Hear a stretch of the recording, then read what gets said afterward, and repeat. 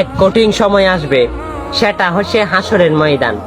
সেখানে কিন্তু আপনি কাউকে চিনবেন না, একমাত্র চিনবেন আমার প্রিয় নবীজিকে। আপনি কিন্তু আমার প্রিয় নবীজিকে 3 জায়গায় পাবেন। প্রথম জায়গায় হচ্ছে যখন আপনাকে ফেরেশতারা আপনার পাপ সম্পর্কে যখন মাপ দেওয়া হবে, সেই মিজানের পাল্লায় আপনাকে তোলা হবে। আর আপনি যদি গুনাহগার হন, সেই পাল্লা কিন্তু ভারী হবে। আর ফেরেশতারা আপনাকে ধরে নিয়ে জাহান্নামের দিকে নিয়ে যাইতে থাকবে। তখন আমার প্রিয় নবীজি দেখবে, আপনাকে ডাক দেবে। তখন ফেরেশতাকে জিজ্ঞেস করবে, হে ফেরেশতা, আমার উম্মতকে কোথায় নিচ্ছ? ফেরেশতারা বলবে, ইয়া রাসূলুল্লাহ, তার পাপ কিন্তু বেশি, তাই তাকে জাহান্নামে দিচ্ছি। তখন আমার প্রিয় নবীজি আপনাকে আবার নিয়ে আসলো, এসে মিজানের পাল্লায় তুললো। আমার প্রিয় নবীজির আঙ্গুলটা আপনার পাল্লার মধ্যে দিল, আপনার নেকির পাল্লা ভারী হয়ে গেল।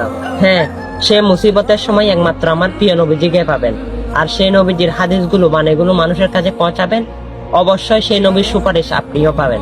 আর অবশ্যই মুসলমান হলে প্রতিদিন বাজে ভিডিও অনেক শেয়ার করেন, এটা শেয়ার করে দিবেন। আমিন।